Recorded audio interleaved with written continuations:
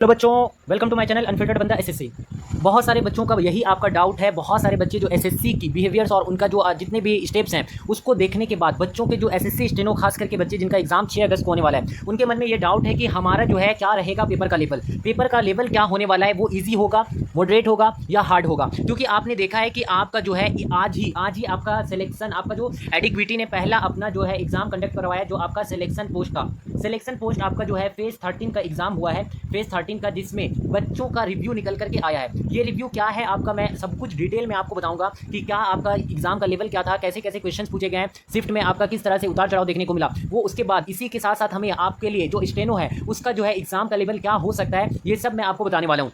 तो बने रहो आप इस वीडियो में, एंड तक वीडियो को देखो, अच्छे से समझो एक एक चीज़ों को, एक एक पॉइंट को, ताकि आप एग्जाम में अपना बेस्ट दे करके आओ। तो देखो, अगर सबसे पहले मैं बताऊं आपका जो एग्जाम का जो लेवल था, एग्जाम लेवल जो हुआ है इस बार आपका फेज 13 का, जो आपका एडिक्विटी ने बनाया, जो एआई जनरेटेड आपका पेपर। एआई बच्चे बोल रहे थे ना, बहुत सारे बच्चे सोच रहे थे एआई पेपर बनाएगा तो क्या होगा। देखो, एआई को उन्होंने प्रॉम्प्ट दिया और एआई ने अपना काम कर दिया। अब ये जो प्रॉम्प्ट देने का काम है, ये जो उसके बाद जो पेपर का लेवल है, जैसे बोला जा रहा है कि ये ग्रेजुएशन लेवल का दिखा है, ग्रेजुएशन लेवल का आपका पेपर ये आपका दिखा है, जिसमें बच्चों को आपका जो है कुछ शिफ्ट, जैसे आपके फर्स्ट शिफ्ट में अगर देखो तो फर्स्ट शिफ्ट का जो रिव्यू निकल के आया था वो आपका इजी टू मॉडरेट में गया था, इजी टू मॉडरेट। तो बच्चों ने सोचा चलो ठीक है, प्रीवियस ईयर से क्वेश्चन आ रहे हैं तो अच्छा ही बन रहा है। लेकिन उसके बाद जैसे ही आपका थर्ड शिफ्ट पे बात पहुंची तो बच्चों का होश उड़ गया एकदम से, और उन्होंने बोला कि सर ये आपका ग्रेजुएशन लेवल का पेपर लगा, हमें ग्रेजुएशन लेवल का पेपर लगा, क्योंकि पेपर का लेवल इजी टू मॉडरेट नहीं बल्कि मॉडरेट टू हाई बोला जा सकता है, मॉडरेट टू हाई बोला जा सकता है। तो अब ये क्या है, ऐसा क्यों, आखिर ऐसा क्यों? तो देखो, अगर मैं आपको बताऊं तो ये जो आप सोच रहे हो, बच्चे सोच रहे हैं कि जो एमटीएस का लेवल अब एमटीएस के लेवल तक आएगा, सीएचएसएल का लेवल सीएचएसएल के जैसा होगा, स्टेनो का लेवल स्टेनो के जैसा होगा और सीजीएल का लेवल सीजीएल जैसा होगा। ऐसा बिल्कुल नहीं होने वाला है। क्योंकि अगर आप सोचो कि अगर एमटीएस 10th में आपका 10th तक का लेवल का एग्जाम है, 10th लेवल का एग्जाम है, अगर एमटीएस में आपका 10th लेवल का पेपर जो है वो अगर एडिक्विटी बना दे, तो ये सीजीएल वालों को यहाँ पे कोई भी रेस्ट्रिक्शन नहीं है, कोई भी ऑब्स्ट्रक्शन नहीं है कि ये आपका नहीं अप्लाई कर सकते हैं, ये लोग भी भरेंगे। तो वो उनके लिए तो आसान हो जाएगा, सारे पेपर जो है वो सारी सीट सीजीएल वाले, आपके सीएचएसएल वाले ये लोग लेकर के चले जाएंगे। तो ऐसा बिल्कुल नहीं है, एमटीएस का लेवल भी आपको जो है सीजीएल की तरह ही देखने को मिलेगा। और सीएचएसएल जो 12 बेस पे आपका स्टेनो भी 12 बेस पे जो एग्जाम होता है, तो इसके भी आपकी जो आपके लेवल हैं वो आपका, इसका भी लेवल जैसे आपका प्रीवियस आपका लेवल था टीसीएस का लेवल, उससे भी थोड़ा सा अप ही आपको देखने को मिलेगा। तो इनका लेवल जो है आपका अप ही होगा, डाउन नहीं हो सकता है, लेवल आपको अप ही देखने को मिलेगा। तो एग्जाम का लेवल अगर मैं बताऊं तो आपको मॉडरेट टू हाई देखने को मिलेगा, मॉडरेट टू हाई। और ये होता है कि आपका जो है, अब इससे डरना नहीं है, बच्चे डर जाते हैं कि मॉडरेट टू हाई लेवल जा रहा है तो क्या ही होगा हमारा, नहीं। अगर मैं आपको बताऊं तो आपको बहुत ज़्यादा बेनिफिट होता है, बच्चों को बेनिफिट उठाना चाहिए। हाई टू यहाँ पे जो मॉडरेट टू हाई लेवल का जो आपका पेपर है, इस शिफ्ट को आपको यहाँ पे अपना बेस्ट दे करके इसकी आपकी जो है प्रॉफिट आपको लेना चाहिए। क्योंकि आपका होता क्या है ना कि आपका बच्चे क्या करते हैं कि जो ईजी शिफ्ट होता है, ईजी शिफ्ट में आपको जो है यहाँ पे अगर मैं बताऊँ तो यहाँ पे नॉर्मलाइजेशन फैक्टर बहुत कम काम करता है, यहाँ पे नॉर्मलाइजेशन फैक्टर बहुत डाउन होता है। लेकिन अगर आपका पेपर अगर मॉडरेट टू हाई है, तो आपका नॉर्मलाइजेशन का फैक्टर इससे ज़्यादा होता है। जिन बच्चे का पेपर जो है हाई लेवल का होता है, उनका जो है नॉर्मलाइजेशन में मार्क्स भी उतने ही ऐड होते हैं, उनका मार्क्स भी उतना ही बढ़ता है।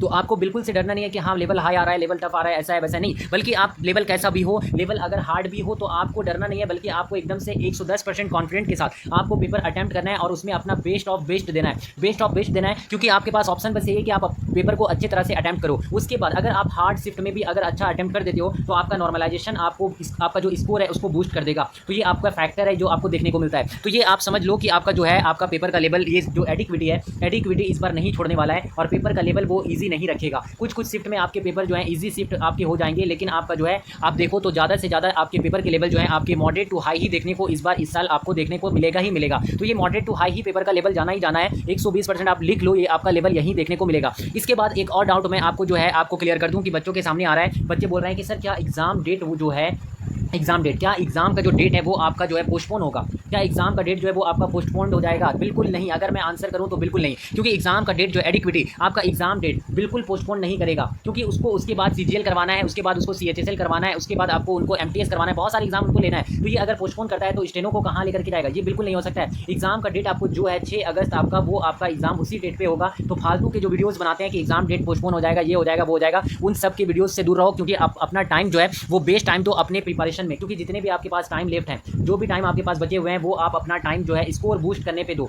सिर्फ स्कोर बूस्ट करने पे कैसे आप जो है 160 आप 170 तक पहुंच जाओ, बस यही आपका टारगेट होना चाहिए और फालतू चीज़ों से आप दूर रहो। और मैंने आपका जो है मैराथन स्टार्ट किया था, उसमें जैसे आपका प्लेलिस्ट बना हुआ है, जाकर के वहाँ से आप देखो और उसको लगाओ। जो आपका जीके जीएस मैंने करवा दिया, आपका इंग्लिश मैंने करवा दिया, आपका रीजनिंग का किलर आपका सॉल्यूशन मैंने करवा दिया है, सब कुछ आपका कंप्लीट आप प्लेलिस्ट बना हुआ है, जाकर के वहाँ से अटेम्प्ट करो। प्रीवियस ईयर 2017 से 24 तक जितना भी शिफ्ट है सब मैंने उड़ा दिया है। उसके बाद आपको कुछ भी नहीं करना है, आपको सिर्फ मॉक पर रिलाई करना है। अपने स्कोर को आपको ज़्यादा से ज़्यादा मॉक दो, अपने स्कोर को बढ़ाओ, अपनी गलतियों पे काम करो और कुछ भी करने की जरूरत नहीं है। और एग्जाम 6 अगस्त ठान कर रखो, 6 अगस्त को ही होगा तो होगा। आपको बेफजूल की आपको एग्जाम डेट आगे जाएगी, ये जाएगा वो जाएगा, इसके चक्कर में नहीं पड़ना है, बिल्कुल नहीं पड़ना है। उसके बाद अगर मैं आपको बता दूं तो आपका जो है सॉफ्टवेयर, जैसा कि मैंने आपको बोला था कि आपका सॉफ्टवेयर जो है सिर्फ 500 बच्चों के लिए, सिर्फ 500 बच्चों के लिए ये सॉफ्टवेयर अवेलेबल है। तो ये जो है आपका एडवांस लेवल AI फास्ट आपका जनरेटेड जो है आपका यूट्यूब में SSC स्टेनो के इतिहास में पहली बार बना है, जिसमें आपका हिंदी इंग्लिश दोनों ट्रांसक्रिप्शन रहेगा। तो आपको कुछ भी नहीं है, अगर आपको ट्रांसक्रिप्शन चाहिए, आपको चूंकि CBT के बाद आपको जो है ट्रांसक्रिप्शन, आपको टाइपिंग की बहुत ज़रूरत होगी, आपकी स्पीड आ जाएगी बट आपको टाइपिंग बहुत ज़रूरी है। तो आपको अगर बेस्ट वे में टाइपिंग करना है, कोई ऐसा सॉफ्टवेयर जो सबसे आपका एकदम से ऑथेंटिक और जेन्युइन है, तो अनफिल्टर्ड बंदा SSC आपका जो है ये सॉफ्टवेयर लाया है। आप डिस्क्रिप्शन में मेरे नंबर से मुझसे बात कर सकते हो। रजिस्ट्रेशन के लिए मैं सारा प्रोसेस आपको बता दूंगा, तो आप वहाँ पे मैसेज कर सकते हो। मिलते हैं हम लोग नेक्स्ट वीडियो में, तब तक अच्छे से पढ़ाई करो। Thank you very much.